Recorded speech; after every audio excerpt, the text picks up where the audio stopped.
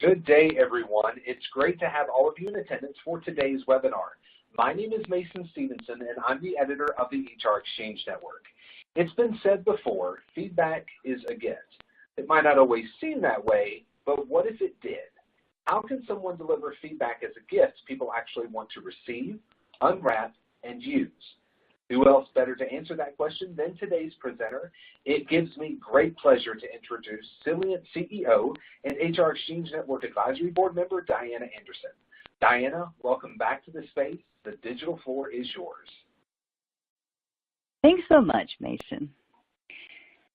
Well, feedback truly is a gift.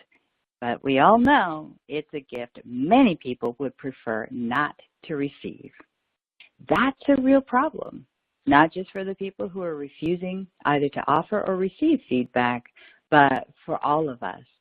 That's because we are living in a world of constant change. Expectations are changing. Business models are changing. Everything's changing. And the only way to keep pace with all of that change is to be able to learn with and from each other so that we are constantly evolving how we're responding.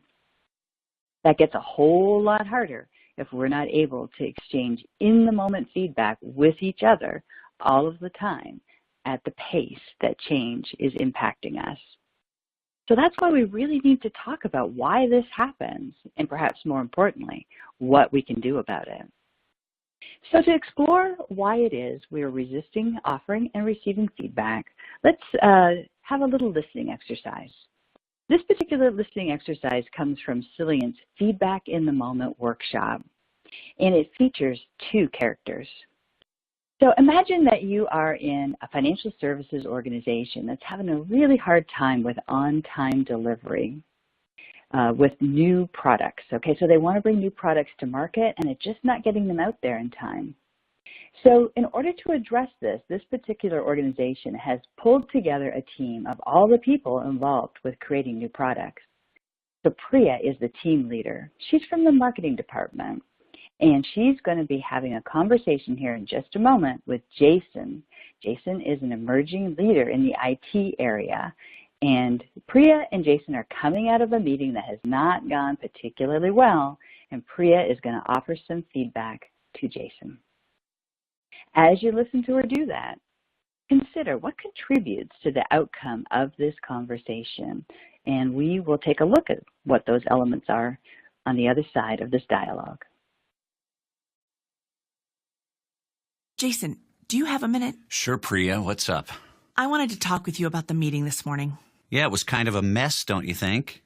I mean, no offense, but we're not getting anywhere. I don't know how we're going to get this plan together in a month unless people get focused. They're all over the place. Yeah, well, that's what I wanted to talk to you about. Okay. I wanted to give you some feedback on the meeting this morning. About what? Well, as you know, everyone's expecting our team to come up with a cutting-edge concept for bringing this product to market. We really have to come through on this. No kidding. My boss asks me for updates every week. I can tell he's getting nervous that we're not further along. Yeah, well, so am I. So here's the thing. I don't think it helped that you attacked Anna's idea about the mobile app this morning. All your questions about the technical aspects of implementation just shut her down. We didn't even get to hear about the whole concept. All I was trying to do was determine if it's even a viable idea, which I don't think it is. Look, we got to stop wasting our time on all these crazy ideas we don't have any hope of implementing. Well, what you actually did was put Anna on the defensive again, which is what you've done with everyone who's come up with something new. We can't determine if something's viable if we don't even understand what it is. So you think it's my fault that we're so far behind? I didn't say that. It's just, well, I just think it would be more helpful if you would let people get their ideas out before you start punching holes in them. I'm not punching holes. I'm pressure testing to see what it's going to take from a technical perspective to implement these things. There are limits to what we can do, you know. There's no point getting behind something we can't make happen. I understand that. I also understand that we don't have a hope of succeeding at this project unless we come up with something that's really out of the box. So as the team lead, I'm asking you to save your critical questions until we have a couple of ideas to vet in more detail. Can you do that for me? Sure, no problem. Tell you what, I won't ask any more questions from here on in. That should take care of the problem. Jason, that's not what I'm saying. I hear what you're saying. I got it. I gotta go. See ya. Yeah, I'll see you. Well, I'm sure that conversation did not turn out the way that Priya was hoping. Let's talk about why that happened. You can hear that Priya enters this conversation with a tremendous amount of judgment and frustration. She clearly is angry or upset with Jason and probably quite concerned about the success of the project. And as a result, she layers in all kinds of emotionally charged language and a strong sense of judgment into the conversation, which I am sure that Jason is picking up on. Now, she's doing that because it's her assumption or belief that it's her role as the team leader to fix problems that the team is having. And today, she views Jason as the problem. Well, I don't know about you, but I personally do not like to be treated as a problem that needs to be fixed. And in my experience, no one else does either. But it is this assumption or belief that that is the role of a leader that is really driving her to treat Jason in this way. And as a result of this, you can hear that Jason engages in a defensive reaction, which really isn't that surprising if you think about it, because it's pretty unlikely that Jason got up this morning and thought, I'm really going to see if I can mess things up in the team meeting today and derail our whole project. That was clearly not his intention, so I'm sure he's quite surprised to hear Priya coming at him with this feedback when all he was trying to do, clearly, was try to make things work and to get the team moving forward. As a result, you can hear the two of them end up in an argument. This isn't just a one-off experience. This is a classic pattern that happens over and over again when we take a traditional problem-solving approach, both to offering feedback and just to leading others. Basically, the leader comes in with a sense of judgment because they feel entitled to have some judgment when they feel that somebody else is wrong. And they believe it is their job to fix the other person. The person receiving that feedback is surprised by that feedback, doesn't welcome it, and actually has a defensive reaction, which probably surprises the other person, in this case Priya, because she thinks that Jason should just be open to hearing what she has to say. And these two opposing worldviews evolve quickly into an argument that goes nowhere. This happens over and over and over again. And it results in another problem, which is after you've done this a few times, most people are so fearful either of giving or receiving feedback that they don't want to go anywhere near it, which creates a different kind of delivery of feedback, which is where people actually won't even point towards anything that they think is going to ignite a defensive reaction. And as a result, often people don't even hear at all the feedback that is being offered to them. All of this costs all of us quite a bit, because this is what keeps us from being able to exchange in-the-moment feedback that we need, again, to learn with and from each other in times of change. So let's take a look at it again. We're going to try one more time, only this time Priya is going to take a coaching approach to feedback. So pretend the first listening conversation never happened and that Priya is going to try again. Same focus. Listen to what contributes to the outcome of this conversation. And again, on the other side, we'll talk about what you heard. Hey, Jason, do you have a minute? I wanted to catch up with you on something. Sure, Priya, what's up? Well, I wanted to talk with you about the meeting this morning. How do you think that went? Honestly, I think it was kind of a mess. I mean, no offense, but we're not getting anywhere. I don't know how we're going to get this plan together in a month unless people get focused. Yeah, I agree. We're having a hard time getting traction as a team, which is what I wanted to talk with you about. I know you shared with me that you're on this team as a development opportunity with the High Potential Leader Program. Yeah, that's right. I've waited forever to have an opportunity like this. It's really concerning me that it's not going well. My boss asks me for updates every week, and I can tell he's kind of getting nervous that we're not further along. Well, I'm getting nervous too. The stakes are high. Of course, that also means there's lots of opportunity to show people what we can do. A successful outcome could really open a lot of doors, especially for you. Yeah, I know. That's what I'm hoping for. I'd like to see that happen for you too, which is why I wanted to talk with you about something I noticed this morning. Oh, what's that? Do you remember when Anna started to share her idea for the mobile app? Did you happen to notice how she responded when you began to ask her questions about possible implementation problems? Well, I noticed she didn't have very good answers. I don't think she's really thought this through very carefully. She's making a lot of assumptions about what it's going to take to build out her idea. Personally, I'm not sure it's really viable, given the need to get this to market as soon as possible. I appreciate your concern that we come up with something we can implement quickly. That's why I wanted to talk with you about what I observed in the meeting this morning. I noticed Anna flinch when you asked her what she thought it would cost to build out the app. It looked to me like she was intimidated by the questions you were asking her. She pretty much shut down after that exchange. That concerns me because Anna's been coming up with some truly innovative ideas. We really need her input to be successful as a team. Well, I wasn't trying to shut her down. I wanted to make sure we don't waste any more time on an idea that isn't going to pan out. Jason, I get the sense you feel that a successful project means quickly implementing something that works. Is that accurate? Yeah, we've got to deliver something that we can get to market in a decent time. We're unbelievably slow at new product development. That's true. And I think there's more to it than that. This team was assembled to see if we could significantly cut our time to market and produce a truly innovative product.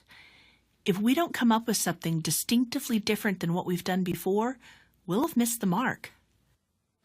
Well, I guess I hadn't really focused as much on the innovation aspect.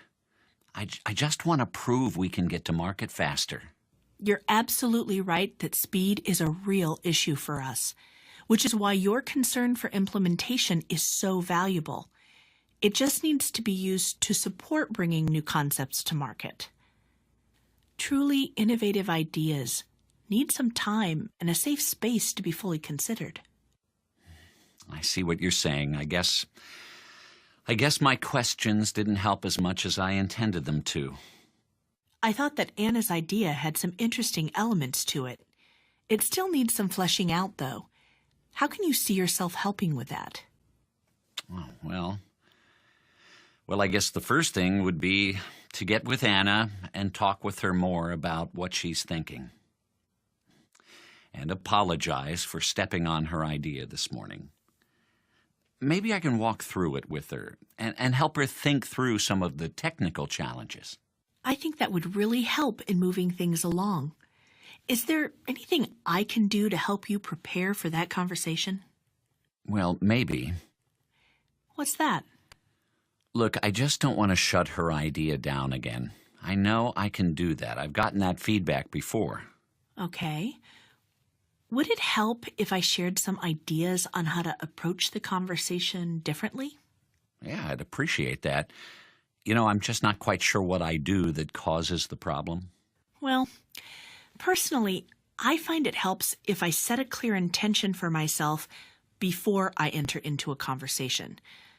So this morning, what would you say your intention was when you were asking Anna your more pointed implementation questions? Okay, well, I'd say my intention was to get something workable as quickly as possible. Okay, so how do you think your intention impacted the conversation? Yeah, I can see now how my questions shut down the creative conversation. All right. So knowing that, what intention would you set for your next conversation with Anna? Well, I guess I would set the intention of helping her explore some of her more innovative ideas in detail to see what's possible. That sounds good. How will you do that? Well, I'll start by using more open-ended questions to, get her talking about what she envisions. And I'll try to keep a more open mind about what's possible. I think I jumped to conclusions too quickly this morning. Do you feel like you're ready to have that conversation? Yeah, I think I am. Thank you for taking me through that. My pleasure. I'm happy to help in any way that I can. Thanks, Priya. I really appreciate it. Well, that was a very different conversation. Let's take a look at what made it different. It begins with the intention with which Priya enters this conversation. You can hear her primary focus is being of service to Jason. She's really trying her best to help him to learn and to grow from this day-to-day situation and to use it as an opportunity to build his leadership skills, as opposed to the approach she took in that traditional approach to offering feedback where you can hear he feels blamed and even shamed for what he thought he was doing to move things forward. So when we use a coaching approach, we really are focusing on helping people to be able to realize much more of their potential. As a result of that, Priya is entering this conversation from a very centered place. Right? She's not in a place of judgment. In fact, she's getting pretty curious about how it is that Jason is approaching this situation so that she can help him to learn from it. As a result, the focus in the dialogue is on developing Jason's potential. You can hear that the feedback makes him aware of the limitation of his approach, and you can hear also how coaching is used to help him see some opportunities for moving forward in a more productive way. And by the end of it, you can hear how he is ready to move into action in order to realize more of that potential. One of the reasons that that happens is that Priya focuses on highlighting how Jason is going to benefit by doing something different. Again, this is essential because you can't force somebody to change. They have to choose to do that themselves. So when coaching approaches are used to highlight the possibility that people will benefit by doing something differently, they get engaged in moving forward. Another really huge and important difference is the fact that feedback was offered inside of a coaching conversation. In fact, at Cylient, we believe that developmental feedback is just a coaching approach that can be used in coaching conversations. And in fact, when it's used in a coaching conversation, that combination is what translates the insights that come from the feedback into meaningful action that results in sustained behavior change. To see why that's different than what happens in traditional approaches to offering feedback and coaching, let's take a look at what really happens when we take a traditional approach of telling people what to do as a way of offering feedback. In that traditional approach, the sole focus typically is trying to stop a problematic behavior. So when we take that problem-solving approach to feedback, we simply tell people that behavior you're engaging in, that's not working, by the way, for me as the person delivering the feedback. But the challenge with this approach is that whatever we choose to do, it is a reflection of what we assume or believe to be true about the world. So in this case, Jason's behavior is motivated by his belief that this team has got to move fast in order to be successful. There's nothing about that problem-solving approach to feedback that changed his assumption or belief about that. And as a result, his behavior is likely to grow back again very quickly, just like all behavior does when we take a problem-solving approach to feedback. So let's take a look at what it means to take a coaching approach to offering feedback and take a look at what coaching is able to do in order to take the insights that are gained from telling somebody how they're limiting themselves, and see how this can be moved into sustained behavior change. The first thing that coaching does is helps to unearth or dig out, if you will, limiting assumptions and beliefs. That is, in this situation, Priya actually uses something called reflection, where she points towards this belief that Jason has, that speed is what's needed for success. And once she gets him to question whether that actually is really accurate or not, she does what I would call planting a new assumption or about what's possible. So through coaching, in this case, using a yes and statement, where she helps him to see that, yeah, speed's important, but also innovation is equally important for the team to be considered a success. And so in offering that coaching approach, she's really dropping in a new possibility that has him believe, or helps him to believe, that by doing something differently, he's actually going to gain personally from making that change. Then she uses coaching to make sure that he feels confident about moving forward. So you can hear that she's asking him how he feels about having the conversation with Anna. And you can hear some hesitance that he has because he's not sure what he needs to do differently.